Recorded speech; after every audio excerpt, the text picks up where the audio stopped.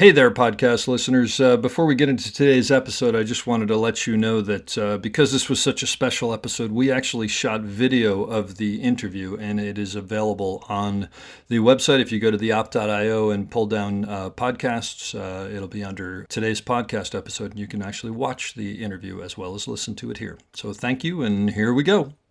On today's episode, we'll talk about shooting documentaries in Iraq, having Stanley Kubrick throw you under the bus, Dr. Strangelove, The Shining, 2001 A Space Odyssey, and of course, when Bette David gets on another show and asks for you personally. Just a little bit of business before we start. There may be a curse word here or there in this episode, so please listen responsibly. As always, our website, theop.io, is up and chock full of tips, tricks, and gooey operator goodness.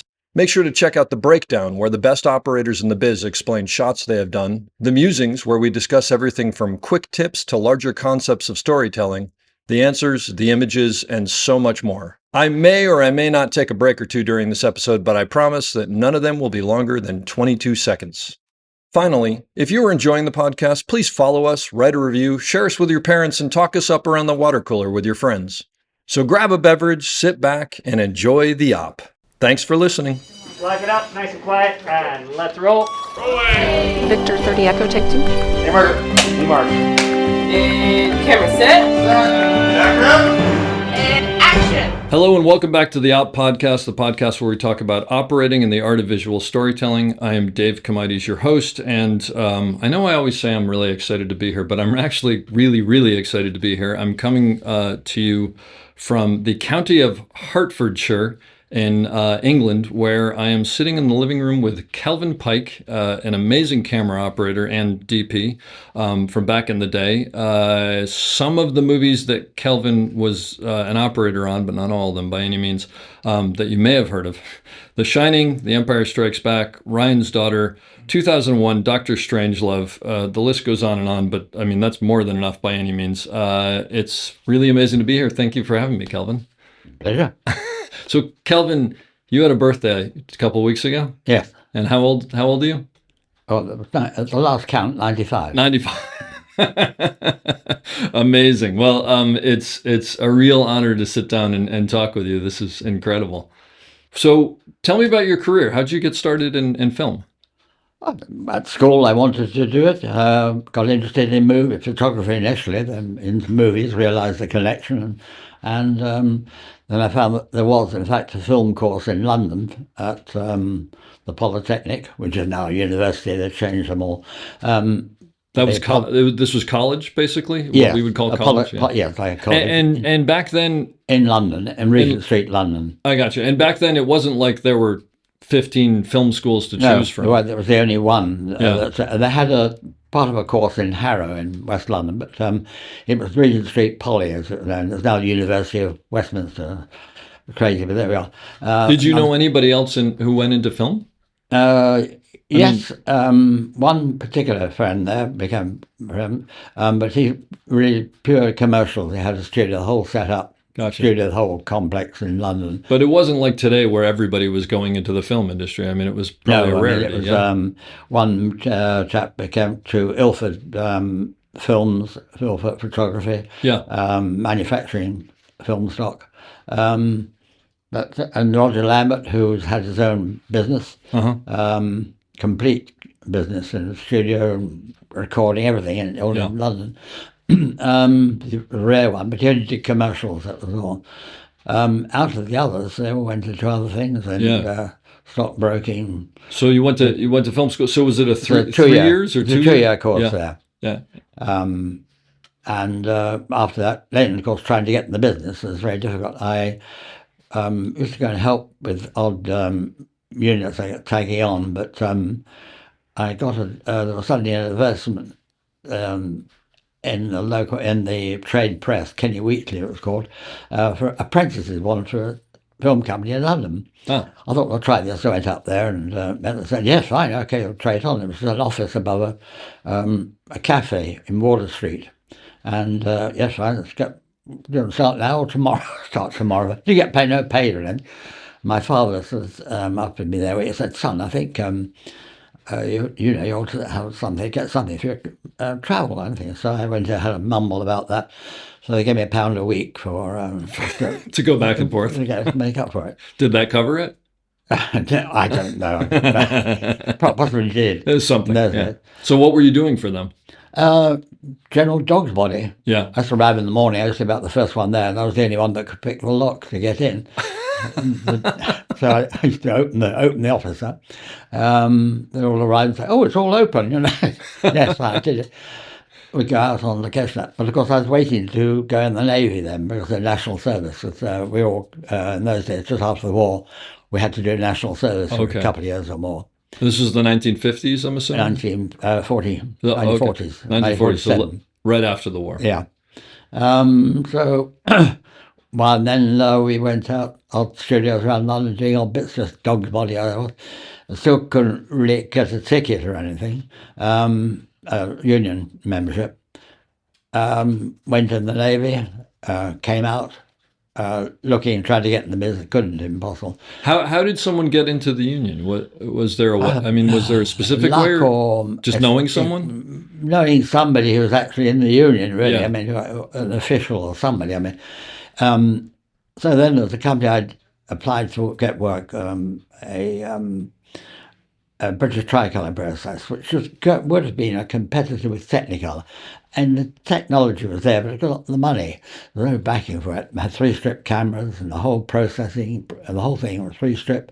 The quality was better than Technicolor, in actual fact. Oh. In those days, it was outstanding. I applied for the work. Then Jack Coote, who's the head of it and the brain behind it, called me one day and said, "Kelvin, we want to sort out all the electrical side, this side of it, all the motor and the running of our cameras and everything. You do it." And went in and met him and said, "I'm sorry, I'm not qualified to do that." He said, "Fine, okay, you can start on Monday." I said, "I bet I don't know." And he said, "That's right." So I started on Monday, had a workshop in Elstree there. I was going around picking people's brains, talking to people and going meeting people. They thought I would buy and coming to buy or sell or something. But because you didn't know what you were doing. And the only publication could find about anything about it with that running a camera, electric and all that side of it, motors for cameras and things, was the Society of Motion Picture and Television magazine, from the American magazine, article there. Anyway, so I designed and built all the equipment for that. And so you were self-taught, basically, it sounds like. And that's been on this, the electrical side. Yeah. Then I got involved in testing the colour processing. While I was there, I applied for union membership, claimed I was a colour camera technician. Fine, they were okay, so I signed in. Great, I got a union ticket. I've been working at a government radio establishment to get money. Anyway, so I got a ticket. I got a call one day from a documentary company in London saying, "Oh, Kelvin, you're an assistant camera." "Yes." "Fine. Nobody's heard of you. Who have you been working with?" "I said, I've been sort of this and that." Nothing. They called back and get called back. "Kelvin, we're desperate. Can you come in?" So I went, and I did a good job there, and my name went round there. So I was doing around documentary companies, a lot of them around London. And so you went out to shoot something for them, or yeah, okay. As an assistant, as an assistant. And was this 16 millimeter or 35? 35, 35 okay. primarily. Uh-huh. The old Newman St. Clair camera, clockwork camera. Clockwork meaning you would wind it? No, you wind the spring. You wind the spring. That's what I mean. Yeah, wind the spring, not the old. That's right. Not that bad. Not that old. But so you would basically wind a spring up. It's not like we used to use Bolexes. It was the same kind of thing. You would wind it up, and then it would what would do 400 feet or so before it ran out. Just about that. I got you. After it would take you as an assistant, you sort of keep winding the thing up every time the camera stops. So I started working on that, and I do. And then documentary said Shell Film Unit, which is a major film unit then. Okay. Started to work for them, which is based in Chester. So I worked there for a year. Uh-huh. So Arthur Elton, who was part of the documentary world, his wife, in fact, set up the Canadian Film Unit. Oh. And he had taken on as a consultant for the Iraq Petroleum Company, and so we went out. He then wanted people to go out to, based in Baghdad, to work in the Middle East and make a movie about laying pipelines out in the Middle East. Wow. So you were in Baghdad in the 1950s? 1951, 52, 53. That must have been a different world. Totally different. But it was very, very interesting. But we were working all around the Middle East, actually. Not Saudi Arabia, but most of the other places. Yeah.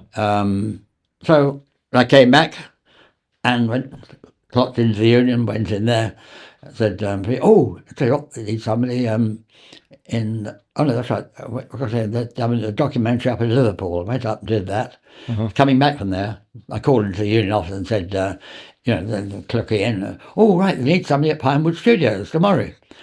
I said, great, thanks, that's fantastic. Get my foot in the studio. And just backing up, the stuff in Baghdad, were you assisting or were you shooting? Assisting, okay. All right. And assisting on documentaries, were you actually pulling focus? Or? Yes. Okay, yeah. Doing the camera. Yeah, so you had experience. It was on a budget. I mean, it was we were getting equipment ready in London to take out. Yeah. And I said, we need some spare motors, springs for the running of the camera. The mechanism, yeah. Oh no, we can't afford that. So I said, I insisted upon taking them, and thank God we did. Of course, sure enough, the springs broke, and we had to repair them out in Baghdad or wherever you were. Wow. So nothing has changed because it's still we don't have enough money for anything. Right. And you still have to fight for it, and then it saves you on the day.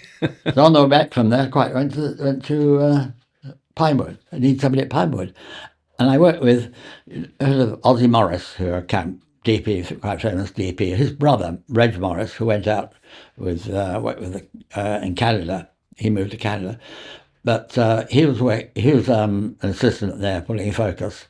And I went along it. And lastly, he realised, I knew about cameras and that sort of thing, but I didn't know that particular camera, or the Mitchell that they were using. I didn't know that. But he was superb. He knew my limited knowledge of the feature side in the studios, anyway, worked there, and then the word went round, and I started getting more and more work around the studios and working all the studios until worked at. I got a call. Somebody called me and said, "I need somebody at MGM." Great, I turned up there. That was on a Gene Kelly musical. So you did a Gene Kelly musical. And now working, from sort of. What was it? What was the movie called? Do you remember? Invitation to the Dance. It was a thing, a series of films, dance films. What was Gene Kelly like? Terrific, actually. Yeah, it really was. Yeah. Was it amazing to watch him dance in person? Yes, it was. I did another film with him, actually, then did a thing called Seagulls Over Sorrento, which was a thing set in the islands, Channel Islands, but that was a drama. Oh, it wasn't a musical, it was a straight drama. A musical. Yeah.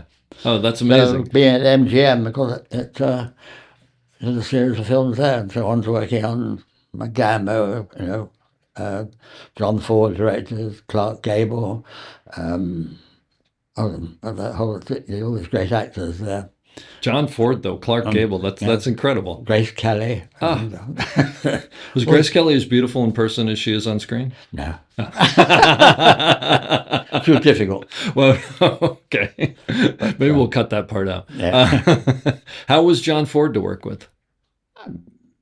Great, very firm, what he wanted. Quite straightforward. I'm interested in as a lad. I'm not sort of any important. Were you focus pulling back then? Or? No, still banging the sticks. You were clapper loading. Yes. Okay, gotcha. Oh, so you're not hanging out with John Ford. No. But still, I don't run into many people who have worked with John Ford. That's amazing. That's incredible. Which was was great. Worked at MGM part. Then I worked at. We were a lot of us made redundant. They had been there for a couple of years, I think, and I got a job down at another studio at Elstree, and they were doing Dam Busters, and then that followed on. I kept on there, and I ended up spending 5-6 years at Elstree, Associated British. And it's just sort of you get handed from one production to another because you know someone and they call you. Well, then I was working at the studio, actually on the payroll at the studio. Oh, so that's So okay. That's that- what's wondering. So it's still the studio system here, where they'd pay you every week, and they just say today you're going here, and tomorrow Yes. you're. Oh, Yeah. well, so you probably meet a lot of different people that way, yeah. Yeah. So Well, let me ask you a question about being a clapper loader back then. So obviously you're hitting the sticks. Are you also loading film in the bag or in the dark room? in or? some, yes, it depends on the production, actually. Yeah. If they might be allowed to load, Yeah. sometimes you look after doing all the work on the floor and cameras, to see, handling and camera and all that sort of thing. Oh, okay, so it varied a little bit. Working with the crew, Yeah. getting the tea and everything. Oh, and that's another question that I had, because Oh, what indeed. I understood, that was a big job of the clapper loader, was to get the tea. And so it was one of your jobs to very quickly figure out who likes what and how One they sugar, like it. no, there's not too much, no sugar in that. And does it come at the same time every day? Is it very regimented, or it's throughout the day? I don't know what it is. You're really pushing memory now. Okay. Well, this is a very British thing. In America, we don't quite have the same. I mean, we bring people coffee and whatnot, but I don't think it has the same importance that it does here, maybe. But so that was a big. So probably that was more important than hitting the sticks correctly, was making sure that DOP got his tea correctly at the right time. Yes, you're right. That's wonderful. I love that. Oh, That's I great. didn't think job thanks I did, because I then got the having being a permanent job in the studio. I was able to get a mortgage on a house, which one couldn't do before. Yeah. But let me ask you a question that has nothing to do with this. How much was a mortgage on a house back then? Do you remember? I don't remember. I do not remember. Something tells me it's less than now, though. I mean, this house, I think, was £9,500. Oh my gosh. And now it's about 2 million. Yeah, it's probably worth a little bit more. Okay, well, there you go. So the investment has paid off. Oh, indeed. So you were in the studio system as a clapper loader. Did you also pull focus in the studio system? Oh, yes, I was by then. Yeah, I okay. got, after DAM, immediately, Yeah. I sort of established myself, and they said, all right, you should be promoted immediately. So I just did only half a DAM busters there. I was there very banging the sticks briefly. Uh-huh. It was then pulling focus and Oh, wow. assistant. Yeah. through. I was agitating to get on with it, because then I was doing second year DPs and sort of other odd jobs that was going in Yeah. the studio. Now, when you were pulling focus, were the cameras mostly still the rack over system? So, or were the operators looking through an actual yes. eyepiece? Yes. Oh, so they could tell focus at least at that point. So they could Oh, tell. look at the camera. No, it's with a viewfinder. Oh, it was the rack over Oh, system. Yes. Yeah. Oh, so you had, so it was really all on you. Nobody could tell you whether it was in focus or not, Oh, right? exactly. No. I can't imagine. Except if the parallax went wrong. Yeah. Now, well, I ask you, when you get to camera operating, I'm interested. Did you ever operate on a parallax system? Or Oh, yes, indeed. So for anybody who's listening who doesn't know, the older system, you actually weren't looking through the lens, right? You had this side eyepiece almost that you would have to, for each lens, you would have to adjust, correct? Well, you remind me, because you have to swing over and put the film in behind the lens. Yeah. So you've only got the viewfinder on the side. Yeah. So while you're doing that, you're compensating for a position. It's parallax off. It's off a little bit, right? In actual fact, it sort of leads on, because then I was at the studio then, and Billy Budd film came up with Peter Ustinov, and that was coming up, and I was offered the job as assistant pulling focus on there. And they said, oh, you're in the studio. I said, no, I'm leaving to do that. I said, I either stay in the studio or I'm doing that film, whatever you say, which they wanted me anyway. So I left the studio and joined Peter Ustinov's film with Bobby Krasker, the lovely DP, Bobby Krasker, and Johnny Harris, the operator, and went, we did Billy Budd. At the end of it, Bobby Krasker had been offered to start a film 2 weeks in another town, and Johnny Harris, the operator, didn't want to go. He's been away too long, and so it was offered to me, and I was promoted to operator. Operator. Oh, wow. To go out on Billy Budd. On 2 weeks in another town. Oh, okay, gotcha. Okay. With Robinson, Kirk Douglas, Martin, Judy Garland's husband. Judy Garland's husband. Anybody know? Vincent Minnelli. Vincent Minnelli. Thank you. Vincent Minnelli was the director. Yeah. And we had, all the a bunch of actors, these lovely actors, that, and Kirk Douglas. I'm now the operator at my first major break. With big actors, it's not like a nothing movie. No, and the producer I've worked with before, I've done a number of films with him in Europe. I used to be on his list of doing films freelancing in Europe. But anyway, he said, when the director says, cut and that print, that's it, Kelvin. Don't question it. Don't make any mistakes. So that, we got on very well, actually. Yeah. One of the first scenes we did with Kirk Douglas was interesting, actually. We were asking about parallax on the camera. Yeah. So we had a scene set up where Kirk Douglas rise out of a bed. We kept track with him round there. We go round to him. We go into a mirror. We come back to the sun, and then into the mirror, a nurse comes through a door outside the set and walks across, and we come back with Kirk Douglas in the mirror. So this it's all changing, and because your parallax has changed all the time. So at some points when you've got half a face in your frame, when you frame it. You mean what you're actually looking at? Yeah. On the viewfinder, you know it's right in the camera. But and you just have to assume that it's... And you have to compensate for all this stuff. Can't and imagine. Into a mirror. Yeah. Somebody could say, when they're coming through the door, that they're sort of that part of the frame there or something. Anyway, start the shot, and Vincent Minnelli is behind. Kirk Douglas gets out of his bed. He does a classical thing of shooting out of bed. Which is the hardest thing in the world for every operator, right? Well, you don't do it. As an actor, you don't do it. Yeah. You know jolly well. Well, it's hard enough if you're looking through an actual eyepiece, but when you're looking through a parallax, yeah. And it was, of course, Kirk Douglas shot like a rocket, shot up, and he was after me, and oh God, I thought I'm on the plane now. It wasn't cut. Yeah. Kirk, you know how to stand up properly. Do it properly. Vincent Minnelli told us. Shooting him down. And we got around. So he did it properly. I got around there, and we got round to the mirror side of the thing, and I thought, oh God, this has gone wrong. It's wrong. He's not on his mark. Cut, Kirk. You're not on your mark. He squashed with Kirk Douglas. He squashed out. So Vincent Minnelli was taking care of you. Yeah, that's amazing. And that was the beginning, and we got on extremely well, actually, That's very wonderful. well indeed. In fact, Bobby, the producer, he said, Minnelli wants to take you back to LA. I said, right. He said, we're trying to work it at the moment. So are you happy to go there? I said, yes. Yeah.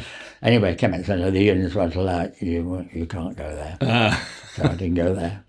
But I just got on very well with Minnelli. We'd line up shots and scenes and going around Rome.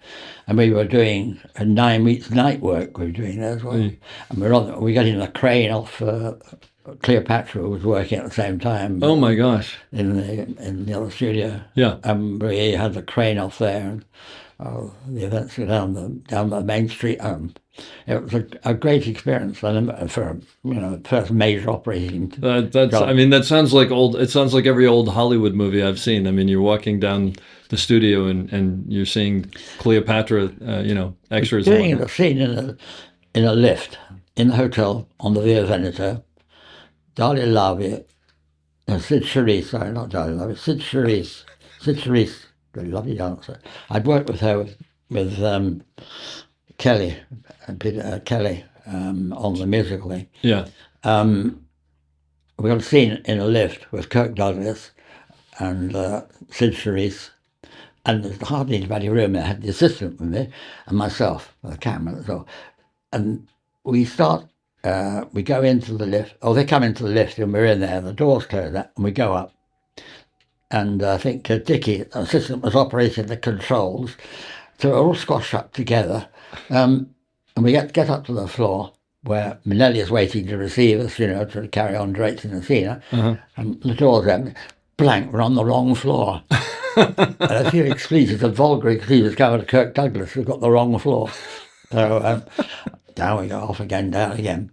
But it was a great experience. That's fantastic. Are you on an old Worrell head on this? Those old, that big, massive, but it was a beautiful head, right? The gears indeed. were fantastic. It certainly was. It just weighed 100 pounds or whatever it was. I bought a couple of them. So how did you end up working with Stanley Kubrick? End up working with. I've been working with Gil Taylor, Okay. and he Amazing cinematographer. Yeah. got the offer of the Kubrick film and took me along as operator. Yeah.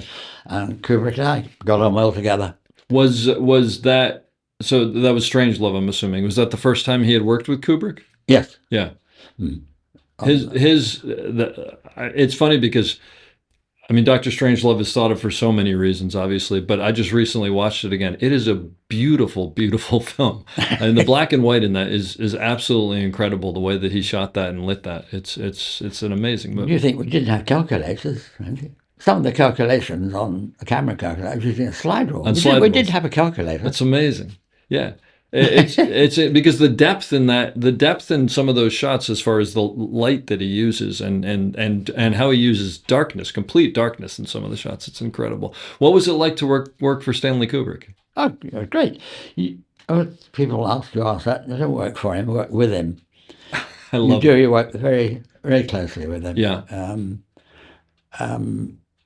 He used to be one day a month was your day. He'd be on your back all the time, picking on everything and questioning everything you did. It was your turn. It was your turn. Did everybody get a turn? I think, yeah, okay. Pretty well. Some in different departments, editing, whether they sound, whatever yeah. they did. Just laughing away. No, you worked very closely with Stanley. I was going to think around the table. M.G. Scott, it's great. You know, the big war room table. Yeah, George Scott, the great actor, yeah. Lovely man. And we're doing a scene with him, just on there with him. And Stanley and I had to go in this little parallax camera. So I think I was looking at the parallax, and we'd done the rehearsal, and so we stand by. And we now shoot it and turning it like that. And at the end of it, I thought that some of the reaction that Scott was not right in the scene, and something I said to Stanley, I think it was on that song, bum bum bum. Typical Stanley. He goes up to George and goes, Kelvin was just saying to me, he didn't think the way you played that was too good, Oh, did he? I don't know if they say this in England, but we would call that throwing you under the bus. That's what we say. Yeah. That's great. I love that. But you could sort of make comments with Stanley. It's fascinating that you say that you didn't work for him, you worked with him, because my view of, and obviously I don't know, but my view of Stanley Kubrick is that he's a complete auteur and he knows exactly what he wants, and but he was open to suggestions. I think completely open. But he recognised a good idea. Well, it wasn't. I mean, he obviously trusted you. Sorry? He obviously trusted you. Yeah, he had a small group around you. Yeah. I mean, certainly I can tell this story of Bob Walker was the production designer on it. It was excellent. And normally we started at 9 o'clock in the morning, which was nice, not too early. Oh, that's wonderful. One morning we were sort of gathered around a little group, and Stanley was saying, I've got an idea for the end of the movie, Oh, that's wonderful, great. And question, we kicked around and Stanley said, that's it. And we all broke up to go back and start shooting. And June Randall, continuity girl, said, he's a genius, absolute genius. Think of an idea like him, really effing genius. Wonderful. And so later in the morning, we're gathering a little gather at 6 or 8 or something to talk about what we're doing or going to do or something. And Roy Walker comes on the floor, the production designer comes on there. Uh-huh. And standing around talking, and I said, Roy, have you had Stanley's idea at the end? Is this the idea that we've seen? I'm assuming of this is the idea that we've seen of Slim Pickens riding the missile. You're talking about that? The end of the movie? Yeah. I can't remember. Anyway, that's what I forget that much of it he wanted. We were standing around this little circle, and Roy Walker came and something, and we were standing around chatting what we were doing, and Roy came and said, you heard of Stanley's idea for towards the end, Roy? Yeah. Silence. Roy didn't react to me, and I sort of looked at him again, any reaction, never said anything. And Stanley said it was Roy's idea. Okay, well, that's sometimes being the boss. You take. But, That's I great. think I mean, I don't know whether he thought I was setting it up at all. I don't know. But That's hysterical. or Slim Piggins What was? Yeah, coming in. I heard that Slim Pickens showed up in cowboy boots and a hat, and Yeah, that's who he was. and Yeah. it was that we suddenly were on the stage. The doors open, the stage doors open, and there is Slim Pickens. So he just got off his horse outside, and he's there. A full-on cowboy. That's amazing. He related the tale of he was out on his ranch in wherever it is Yeah. in the States, and he's having a call. Some guy called Stanley Kubrick wants to talk to you. Who? So he goes up home, picks up the phone, talks to this guy called Stanley Kubrick. Yeah. You know. Oh. So, anyway, so he comes to England. Amazing. And he was a great character as well. It's an experience for him. What? How did you deal with watching Peter Sellers and not? I mean, are you laughing constantly during Peter Sellers? And I mean, are people just laughing openly on set? Because that's some of the funniest things I've ever seen. When things are funny, yes. Sometimes you can't. You're talking generally. When you get funny movies with some actors, some comedians, people, then you're stifling yourself. Yeah. Well, I mean, the things where I see his performance in there, and I can't imagine filming that because I would break every time. Yes. What did he ad lib a lot? Who? Peter Sellers. On. Only partly, I think. Partly. Yeah. Unlike Alan Alda. He's worked on with Alan Alda. Script. Yeah. Which always amazed me. Wonderful man, right? Yeah. I get leaping, going. First I worked with Alan Alda in Toronto, and we just met on something. I said, I always enjoyed the ad libbing you did on MASH. Yeah. There was no ad libbing in script. Really? And he was on fire of script. That was it. I would not have guessed that. We were doing a scene with Alan and I thought, this is wrong. One of the characters shouldn't be here. He shouldn't know about that at all. I started to mumble to Judy, his assistant director, and Judy Bennett, and she said, no. I said, that actor shouldn't be here. He can't do that now.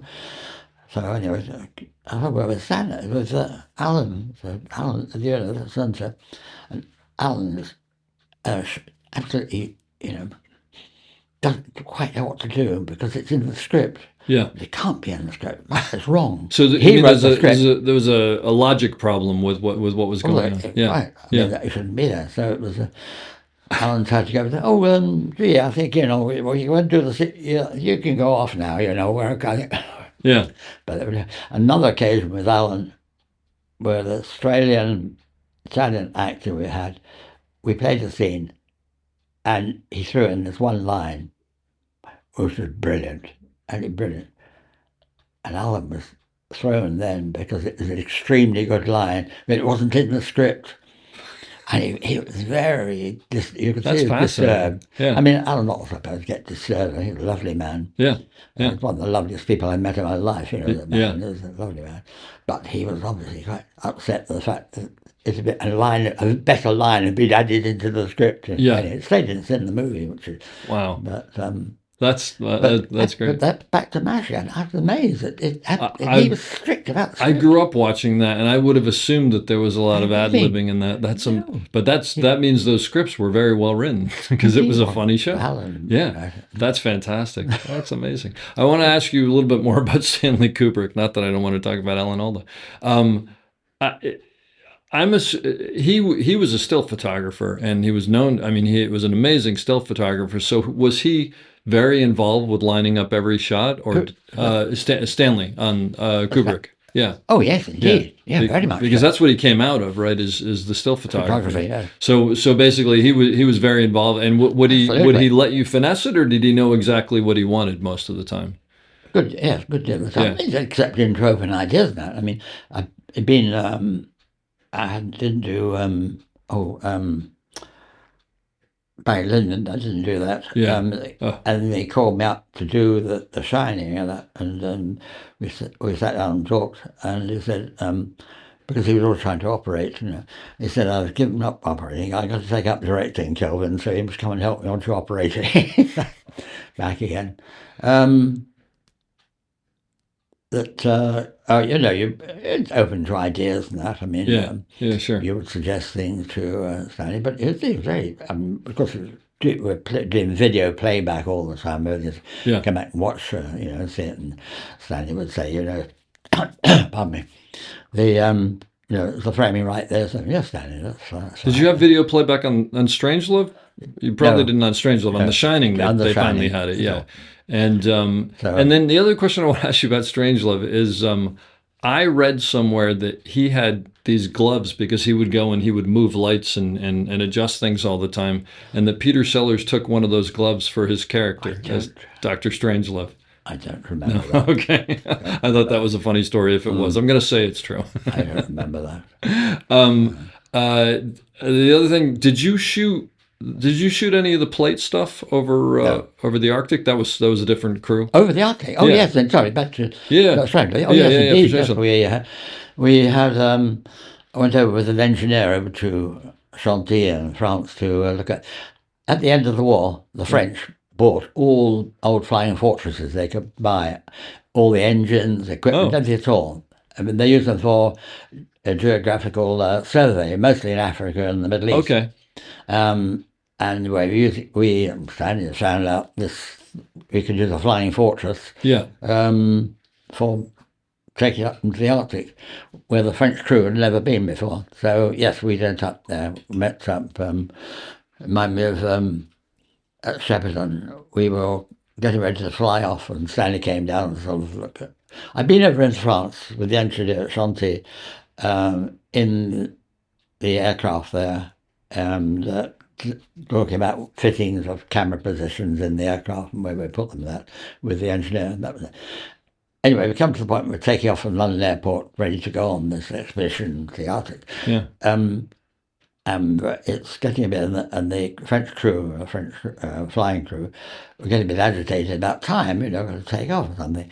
And I think somebody said, if you start the engine, that'll do it. That'll get, because Stanley was around, fussing around the plane, how, this, that, the other. Start the engine to get rid of the Stanley. Sure. Send that in. Stanley, gee, okay, right. He was gone. He needed a little goose. Then Stanley to stand on a box. He didn't like height at all. Okay. So he didn't go with you?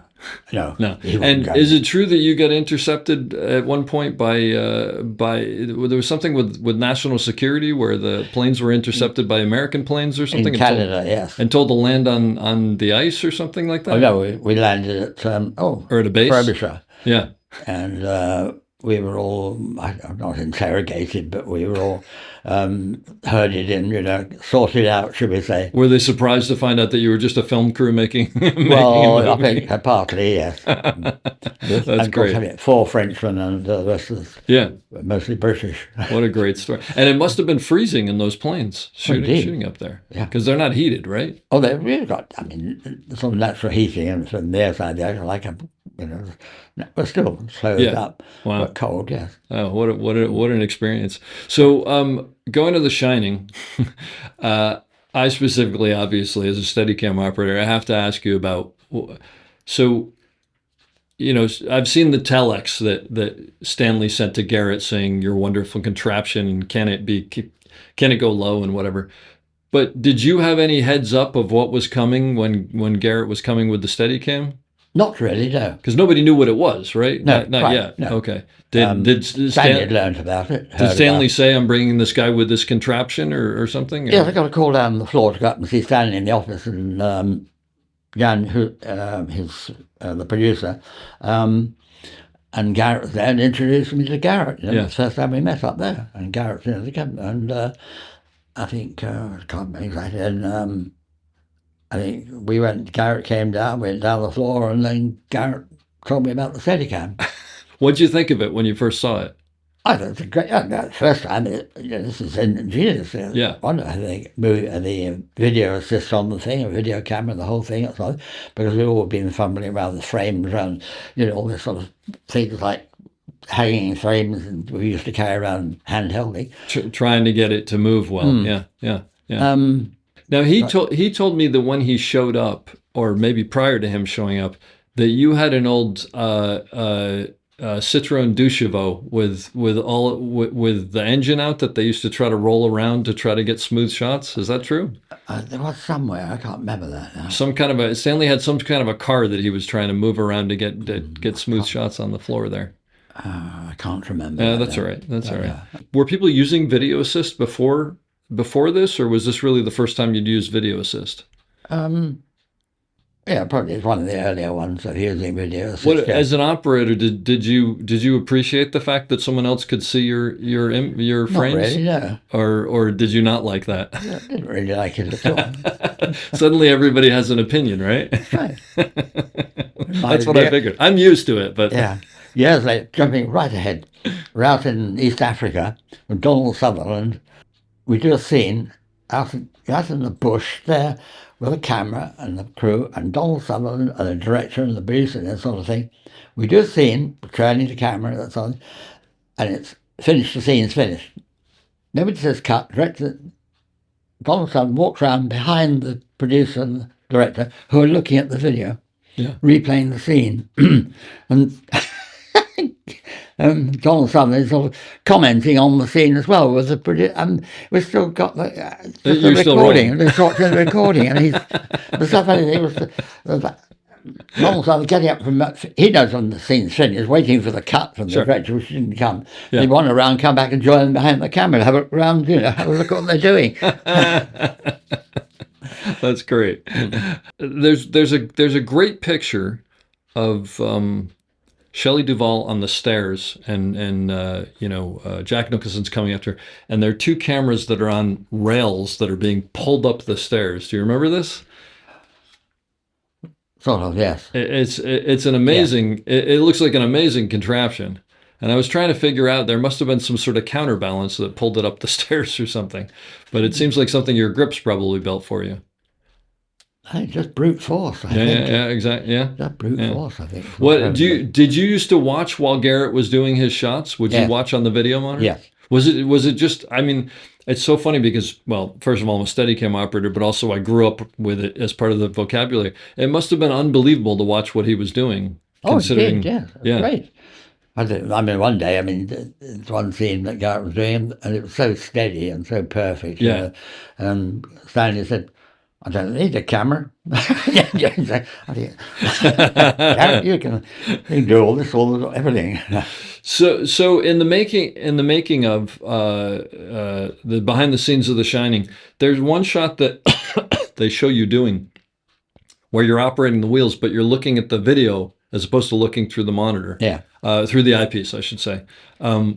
Did you start to do that more and more? And I mean, because that video must not been very good quality back then. No, it was I think that scene you showed me there, I think it was difficult to see. I think it was physically a difficult position to be in, up against a wall or something. So you figured why not use? Just convenient to use the video. Yeah. And did you have the video on your camera all the time for that, so that Stanley could watch it? Yeah. Yeah. Well, the shot in The Shining is definitely on the camera because you're looking at it. But it's interesting. I was just wondering it must have been interesting to suddenly be able to not have to look through the eyepiece and go off of a monitor. It's a very new thing, probably, right? Yeah. You adapted to it pretty quickly. It's you adapt very quickly to things. Yes. What was Jack Nicholson like to work with on that? It was great. Yeah. I think I told you the story about, Which one? About standing behind my back all day on that particular scene, really good, getting, criticising everything that I was doing. And suddenly Jack Nicholson stops. Stan, leave the guy alone. He knows a lot more about it than you do. So he pulled him off you for that time? the day that I think it was a hard day and that, and going to Johnny, I've got to say I'm packing it in, John. I'm not. I've had too much. I really can't do anything right, Stanley. So it's all going. I've had enough. Yeah. Oh, Kelvin, don't you know something? This, that, that. All I got was at the end of the day. I thought I'll go and have it out with Stanley now. So I'm walking across the floor, and Christine, his wife, has sort of come in there. And Stanley knows very well, he's no fool. I'm walking over there towards him, and Stanley says to Christine, gee, Kelvin had a great idea with the scene we were doing today or something. So he pulled it back in. But he's not, because he played people off against something. But that's what I read this about him, was that he was very, there was a lot of psychology that went on, and he understood the psychology of people. Yeah. There was a story, actually, I meant to ask you about this. There was a story that I read that that he had a chess set on the stage on Strangelove to play chess with George C. Scott. Yes. And that he would beat George C. Scott quite often, and it was sort of a way to connect with him. Is that Yeah. That's wonderful. But clearly I mean, look, you could look at it as manipulating, but it's connecting, right? And it's figuring people out, and that's a big part of this business. He knew where. I mean, because it's always a small unit, and the sets were built completely. Well, the hotel on The Shining. I mean, it's a complete hotel. Those sets are unbelievable, right? Indeed. I mean, it's absolutely complete. And everything is. I mean, the production designer must have had a field day with that.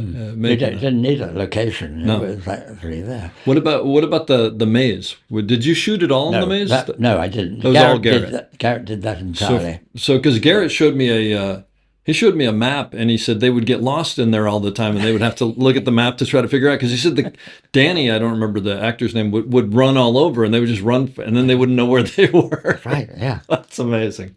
That's absolutely incredible. What about so I've heard all these stories about 105 takes of opening the door and this and that. Is this true? Yeah. Can you give me? Is there an example you can think of?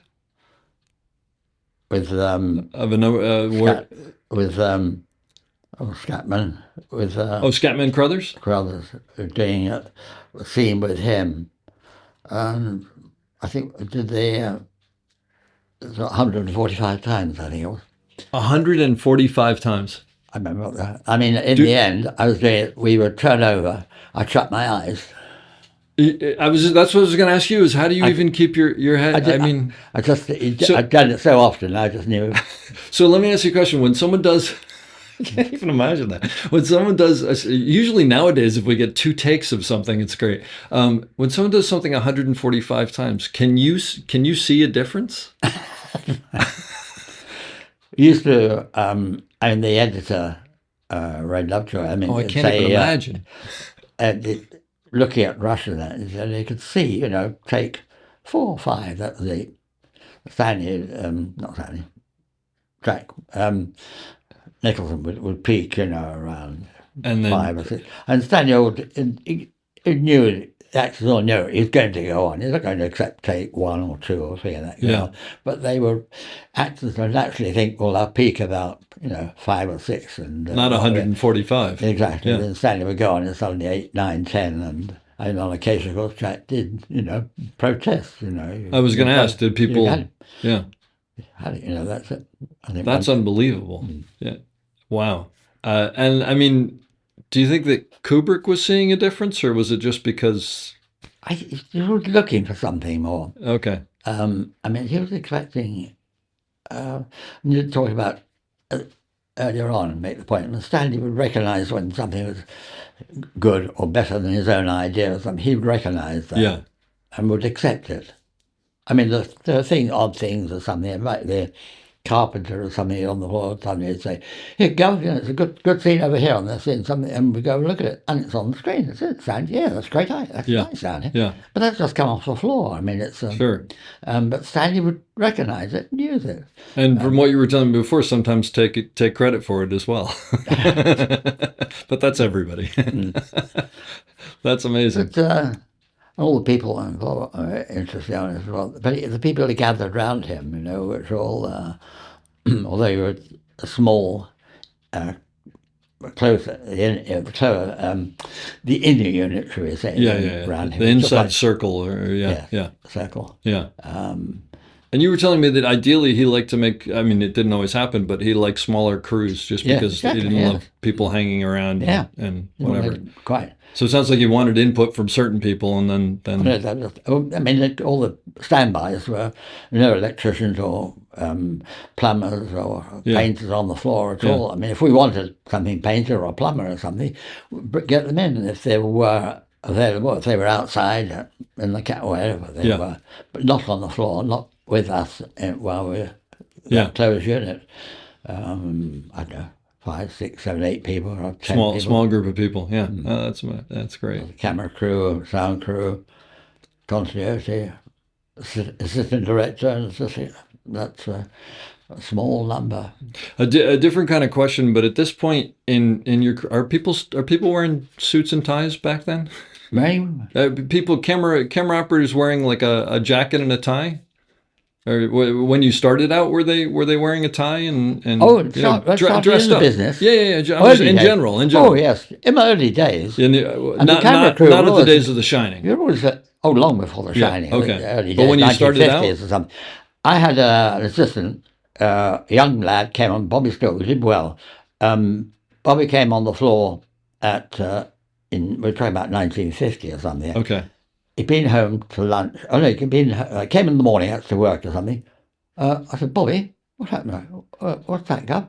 I said, where's the tie? He said, I thought I wouldn't put it on. I said, you going home at lunchtime? He said, yes. I said, well, don't come back this afternoon you without sent a tie him on, home will you? for a tie. He came back in the afternoon with a tie on. So it really was that you had okay. But camera crew, you maintain this dignity. It was certain, but not a jacket, but a shirt and a tie, basically. Well, a shirt and tie, and a jacket, maybe. A jacket. Yeah, a jacket. Wow. And but like electricians and grips, they were. Well, they do whatever they like, you know. Yeah. Okay. Anything. But so it was mostly you the could tell crew. the difference. Yeah. Who was the assistant directors? Production guy. They all wear suits. Oh, really? Okay, like full suits. Yeah. We wear tie. It was sort of part of the. That's great. I have another random question that I wanted to ask you, which is sort of odd, but forgive me. Did you have craft service back then? Because craft service now, depending on the show, is the canteen. Yeah, come on. But what did they have like we have now, a whole spread, or was it just coffee and donuts? It was all, coffee and tea. Coffee, tea, and bun, cheese rolls, and sticky cakes or something. But it wasn't crazy like it can be now. Oh no. Okay. Nothing like and then craft services. I don't know if that was here, but someone told me, and I never heard this before.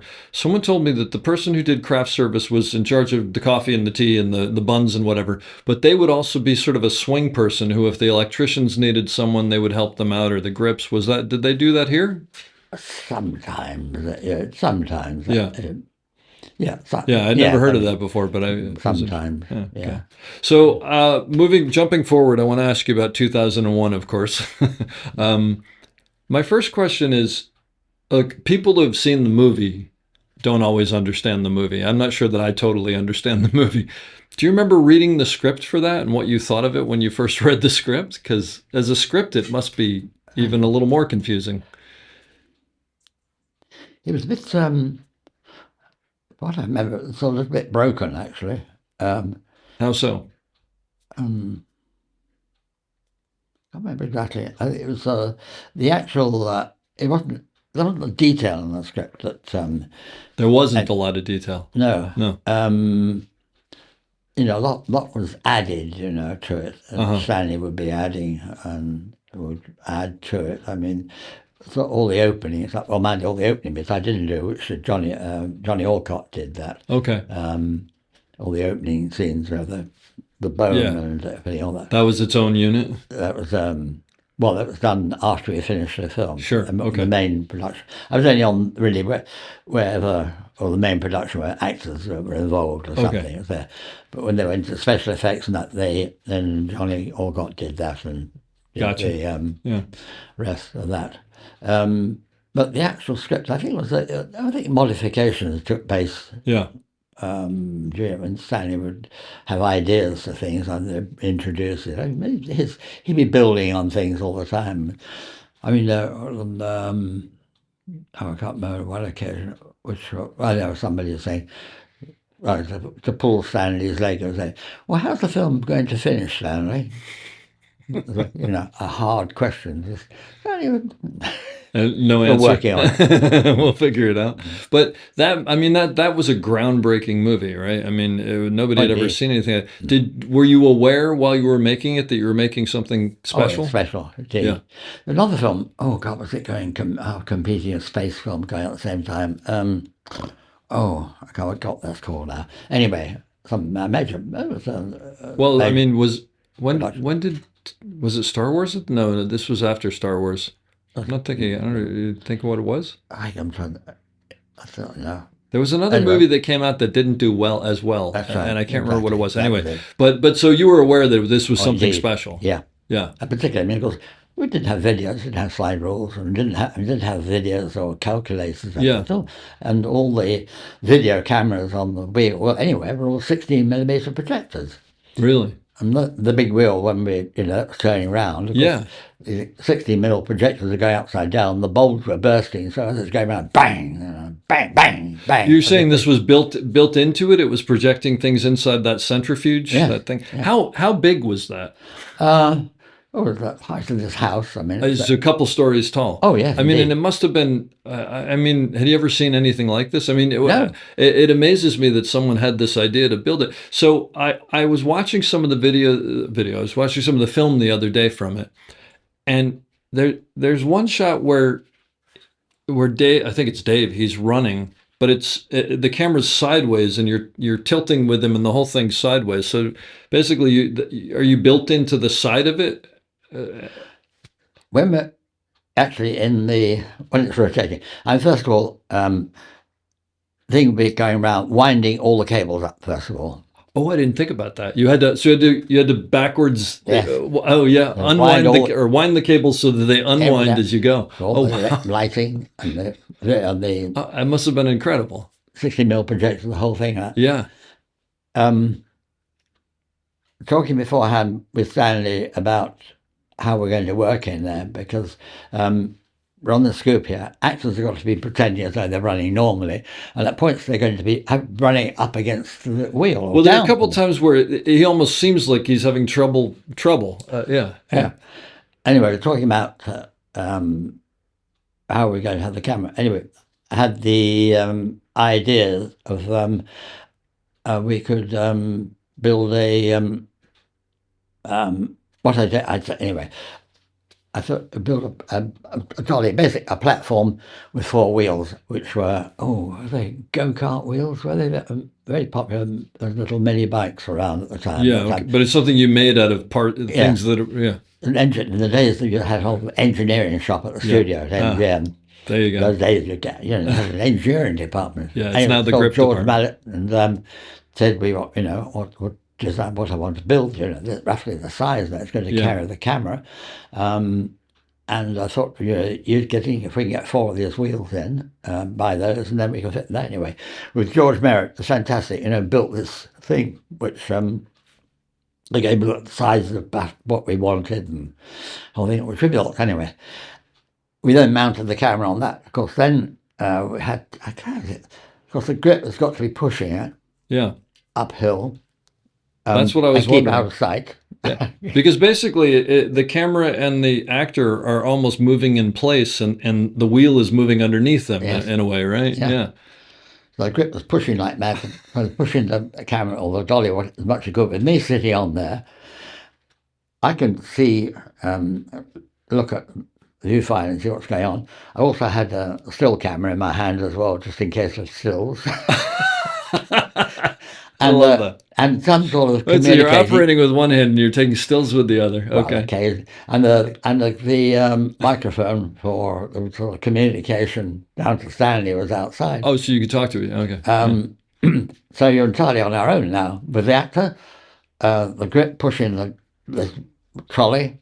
And is the whole thing sort of closed off to the outside? Yes. So they open a hatch door, they put you in there, and they close. Right. It's like a big hamster wheel. On our own. Wow. So and then of course we did have the video. We had that sort a partial of it. It was like being on a bit of a hose pipe, and it only had some restricted images. It didn't have a full frame. But you had an idea. And the thing is, it was only tied up with string and tape. And of course, the thing would fly off anyway. And on the headphones, was Stanley, "Gee, what are you doing? What are you doing?" I said, "Stanley, it's all right, no problem, it's good, it's good." Of course, this would be waving around. We were going bang, bang. The balls were going, and Oh, wow. pushing. And the other thing is because the way that, you must have only gotten a couple of seconds of usable footage every time, right? It couldn't have been long shots because... We did quite a bit. Oh, really? Oh, yeah, did, yes. Was there ever a point when you started talking about this that you thought, there's no way this is going to work? It just seems like... No, That's wonderful. Now, on a different note, I watched the movie again. I still don't totally understand it. Music is such an incredible part of that movie. Stanley. Did he play things for you on set so that when you were shooting things, you had an idea? I don't remember that particularly, no. Yeah. But he was certainly aware of music. Was he aware of what the music he was going to use while you were filming it, though, like ahead of time, as opposed to? He probably was. Yeah. He's certainly very aware. One occasion on Dr. Strangelove, one morning seeing rushes, and I think Stanley said, "Oh, hang on, let's stay a minute," and nodded to something and played violin. "We'll meet again." That music of violin. You remember the singing of that music? Sure. He just had that idea. It just came to him right there. That's played. He got the recording and then played it after we played rushes in the morning. What do you think of that? Absolutely fantastic. Wow. Talk about faith. Suddenly you'd get back to 2001. Yeah. I go to work one morning in there, and set all the big controls inside a sort of small hall anyway. Yeah. Size of this room, quite high. And everything. I look at the thing in the past. I think it's wrong. It's been reassembled it's been taken down, then reassembled. I saw the continuity guy. I said, Pamela Coulter, Pamela. I said, "What do you think?" They said, "Oh, Kelvin, I don't know, So I said, "It's wrong, Where's the get the production designer, And he's away doing something else. So the art director around or something. Anyway, came down, he came and said, he said, "I don't know, I wasn't doing it. I said, it's all been reassembled wrong." And he said, "Well, it's got to change." He said, "Well, we can't do. We're on a schedule now. We've got to finish this by this morning to start the thing this afternoon." I said, "Well, how long will it take?" He said, "Well, it'll take us 4 hours." I said, "Well, it's wrong." Anyway, so it's got to happen. "Well, I don't know." So everybody walked away from it. So I went down, saw Stanley. He was in his office, and I said, "Stanley, this sits around the wrong way. It's are you certain, Kelvin?" I said, "Yes, it's been reassembled. It's wrong." Incorrectly, yeah. He said, "What's wrong?" I said, "Well, this bit there shouldn't be." "Okay." I said, "Well, how long did it take?" I said, "Well, they said 4 hours." "Gee, I said, "They might, chase it up a bit." I said, "Well, I'll see what we can do." And I just walk out the door, and then Stanley, "Kelvin, are you certain?" "Yes, Stanley. But he trusted you." And you're back on the floor, and of course, they had to break it all down and rebuilt the whole thing. Yeah. Well, that was the thing. With Stanley again, he trusted you. He trusted you. Yeah. Lot, Yeah. That's fantastic. And he had scenes, little incidents that I can remember. That he never lost fun of things. He always had that sense of humour and that thing. If the situation was something like that, he had a wit. He had a humour. He was. It was great. I must say. He, if I'm right, go on further, the influence, like it when you go on to as a DP, some things I learnt there. We go into, like the sets were all, shall we say, natural lighting. There wasn't a massive lamps hanging around the place. There's like on The Shining, there's a big wall of lighting down one side, was lighting everything. There's very little added lighting at the end. When you saw bits, when I see it played again, I can see, where a DP would have put another light in somewhere or something that didn't. On occasion, middle 2001, went on the floor one day and lovely Jeff Unsworth, the DP, had got a couple of lamps in somewhere, and Stanley was, what do you want those for, you know? I don't think we know. Do you need them or something? Well, let's get rid of them. And they're You've got gone. other lighting. Yeah. When I did the dresser, which I've been working with Peter Yates on Krull. You were and the Peter- DP on the dresser. yes. In fact, it was the first I'd been DP on. I'd taken over from other people before. Like the first complete movie of my own, should we say, Yeah. of the dresser. Sure. And Peter Yates asked me to do that, which was fantastic. Only in the bar and Shepard and Nelson do it. And the production designer, Stephen Grimes, we worked together before with another production with Houston and a couple. He'd been on 2 or 3 films with Houston. And Stephen Grimes, wonderful, wonderful production designer, a lot of imagination, a great character. We became professional friends, you know, knew each other, would work together. And we kept starting the dresser, and his production designer, which was fantastic. And Peter came to me and said, "Oh, I did. What about Stephen? What all the rigging off your lighting and everything?" And I said, "Oh my God!" And I said, "Leave it with me, Peter. And I'll come back to you, Stephen. I'll come back to you, Stephen. Okay, fine. Okay, that's all. Give me half an hour or something to think about it." I thought, I don't all these bloody scaffolding all around the set, and all these lights all up here, and pointing on the sets all pointing down. All that. And I thought, I'll put ceilings in. I saw Stephen. I said, "Can we put ceilings in?" Wonderful, great. We can put all the rusty pipes around. We can put through the sets or something. And it just everybody was sort of surprised. I mean, the Pinewood, so already with all the scaffolding ready to put in. Because that's how you usually did it, right? Nothing. So never did scaffolding outside. It was all just lamps and interior lighting. So we had all the ceilings in. Yeah. And Albert Finney lying on the bed there, and to do a remark, "Gee, that's lovely. Looking up there and not looking at some Actually electrician up on the rail, you know." Come. I have Reading paper. I have a friend of mine named Chris Harhoff, who's an amazing Steadicam operator, and along those lines, he told me he's always amazed by actors because as the camera operators, we're looking at Albert Finney with the sunset and the seagulls and the beautiful boat and whatever, and they're looking back at us and they've got 2 lights in their eyes and there's a camera operator who hasn't shaved in 2 days and a dolly grip, and they're doing these. We see a different movie than they see, but it's when you can give them the reality like that, like a ceiling, it makes a difference, right? Yeah, that's amazing. That's amazing. I heard you talking somewhere. I forgot to ask you about this, with that you were very instrumental in helping work the scene between Sterling Hayden and Peter Sellers in Strangelove, where he's talking about bodily fluids. Yeah. Oh, in the Where he's talking about how they're stealing. When Sterling Hayden, Yeah. behind the desk, and Peter Sellers, yes, Yeah. yeah, I remember now, yeah, Yeah. Were you instrumental in that in figuring that scene out? yeah. Yeah. It was, what was your involvement like in that? I was just wondering. well, it was an operator. We were pre-planning the production, the scene, understanding that it would be an idea, sort of, and we're just talking about it with the actors and stuff.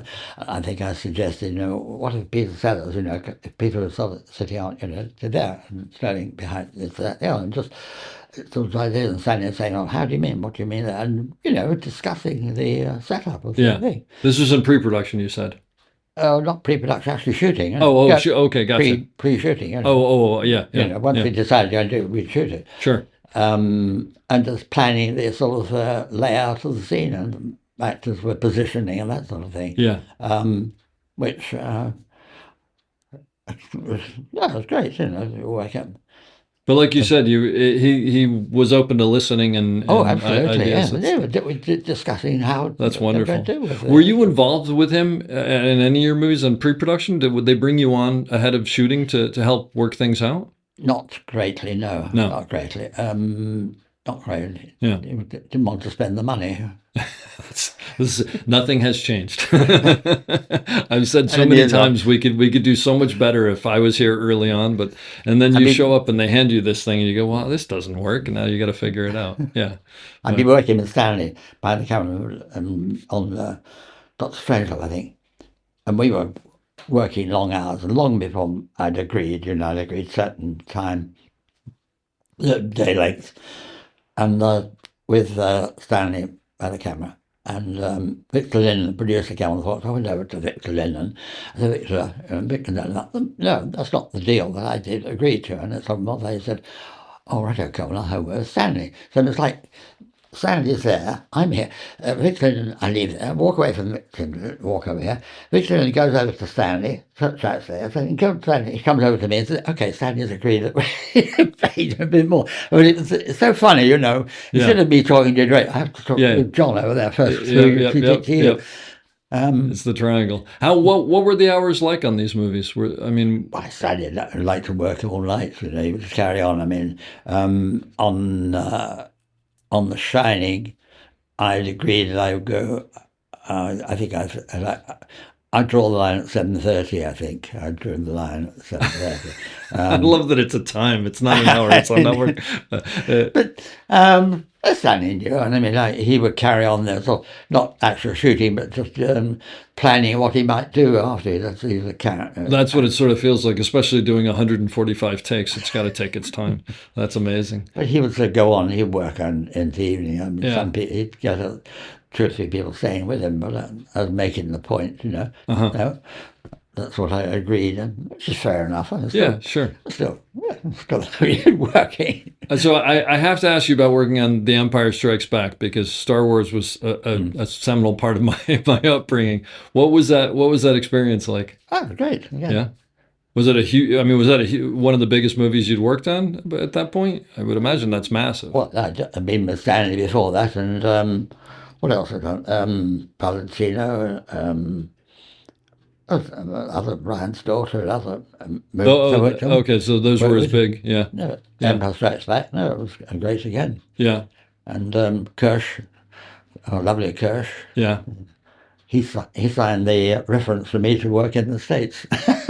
Oh, is that right? Well, working in the States, because you have to have the green card, okay. The pass now. Yeah. And when I went there first, I had to get 3 producers to put a reference in for okay. me. Yeah. And Kirsch was one of them, apparently. Yeah.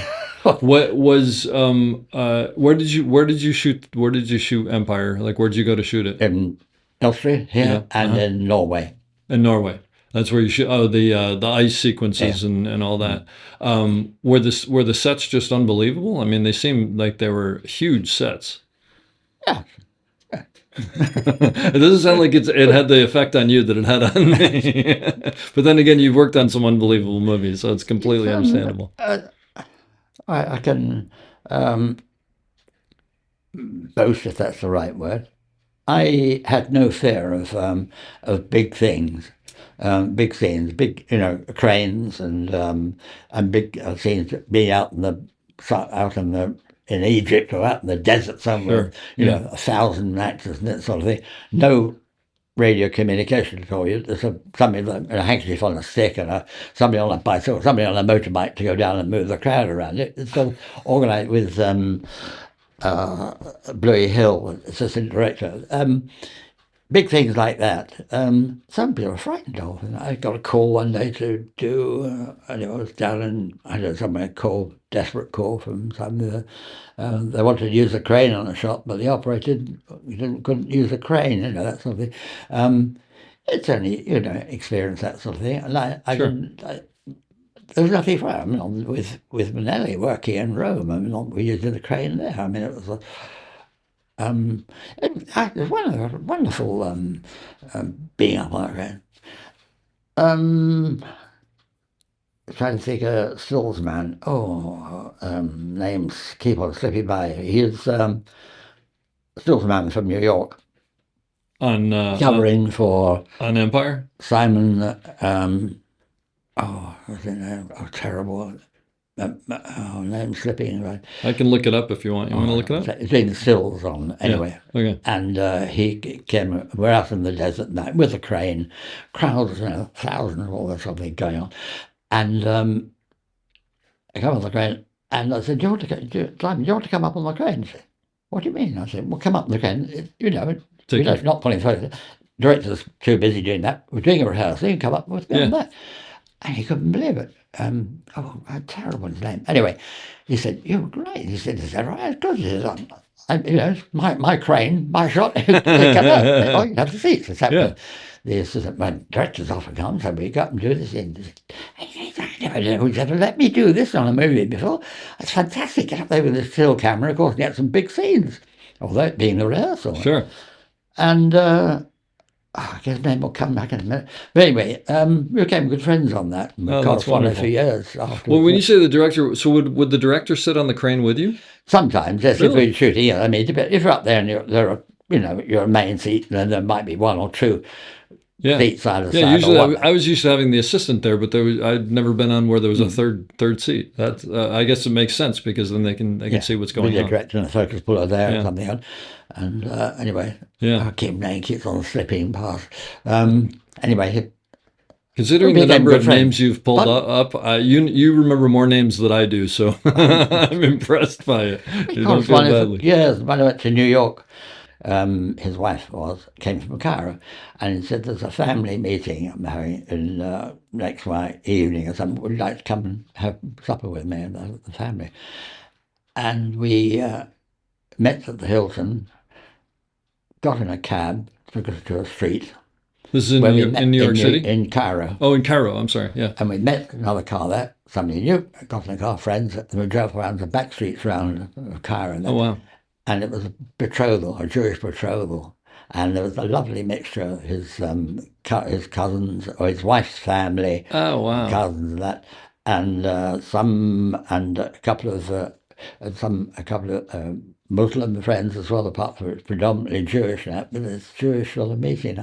And Stephen, his name, Merrill, I don't remember his name. It was lovely that That's right. going there and talking to the family there. It's interesting. Yeah. The family had been they had a jewelry business in Cairo which had been smashed up. So anyway, the sadness of that, the Middle East problem. Anyway, so that was the side. It's interesting nonetheless. I can't say a name. You did you did Ryan's Daughter with David Lean, right? The part of it, only the end of it.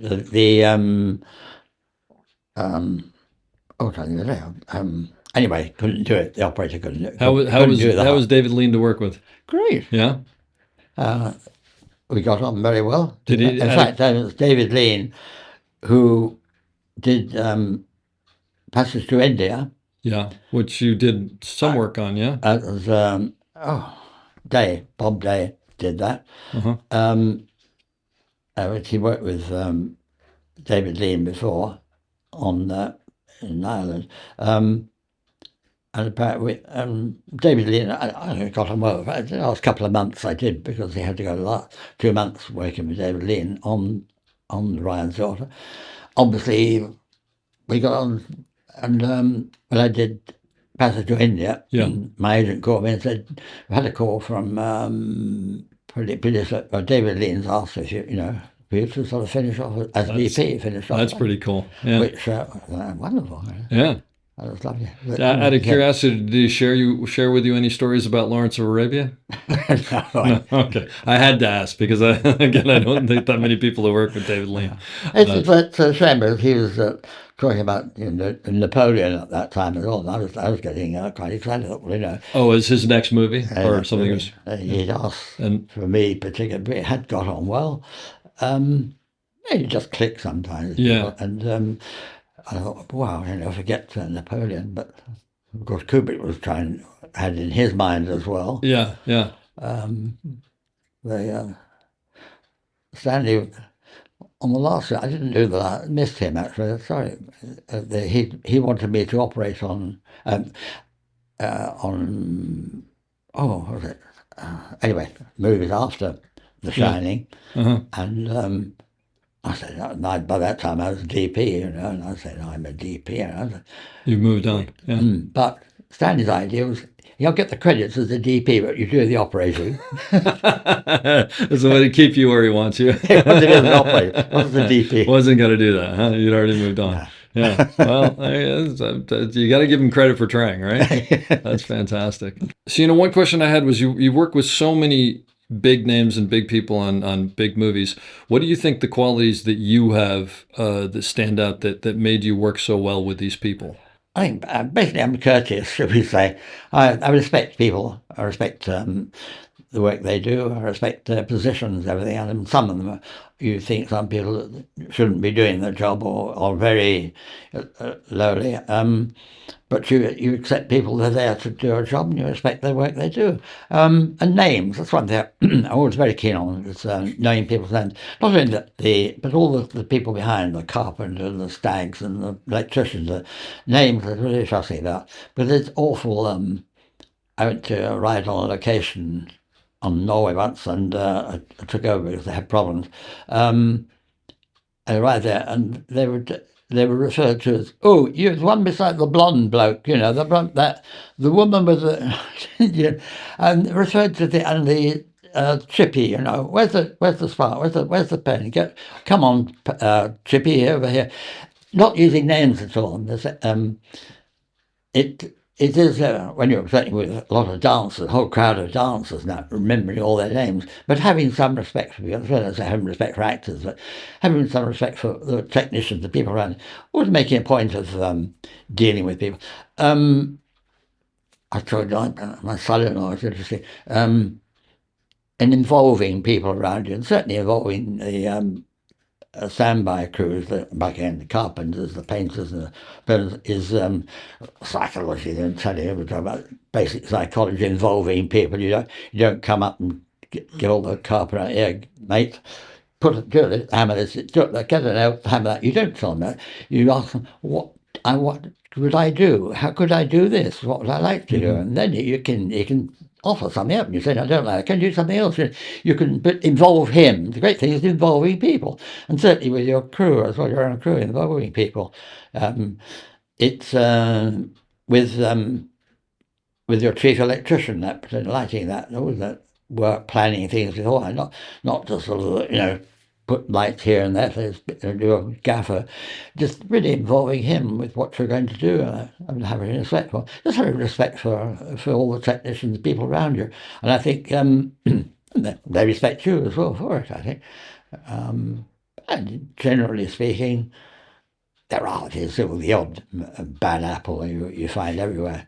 In fact, to try and think of any in particular, it'd be difficult to think of one, but there are people, and trusting in people, particularly when you're doing anything physical with cameras and that sort of, knowing who the grip is, who the riggers are, the people who have arranged the planning or the rigging and that sort of, you're hanging over a cliff or something like that, to know who's on the other end of the rope or chain, who's doing it. Yeah. And I meant to ask you, you worked with Bette Davis on a movie, right? Yeah. Again, only because I don't get that many people. What was Bette Davis like? Oh, great. We got on. Yeah, well. Now, as I had read that she was the type of person who would tell the director of photography where the light should come from and what she needed, and she was very specific about that. Yeah. Yes, about everything. She was very convinced. You have any stories of working with her? It's a story. She got off the plane at the airport. We got down, and the publicity man came up to greet her, and she turned to her manager and said, "Get rid of him." because she didn't like him. Didn't like But you told me a story the first time that we talked, something about you being on the floor and trying to shoot a shot with her. Yeah. Can you tell me that story again? Is this for general publication? We can cut it out if it's not appropriate. We're struggling in the kitchen. She's on the floor trying to get in position. The atmosphere was getting a bit tense. Very quiet. And you could feel it was getting a bit. And I'm down on the floor with Bette David there with the camera and trying to get in a position. And she said, "Oh, gee, and I thought, honey, oh, right, and she's quite right, it was difficult, that sort of thing. And it was, yeah, as she was growing up. And I said, Miss Davis, I said, could you, have you ever tried, could you try it sort of side saddle? She looked up and she said, Kelvin, honey, I think I've tried it everywhere in my life. I never tried it side saddle. They get a laugh. Oh, yeah, indeed. That broke the atmosphere. That was down. That's fine.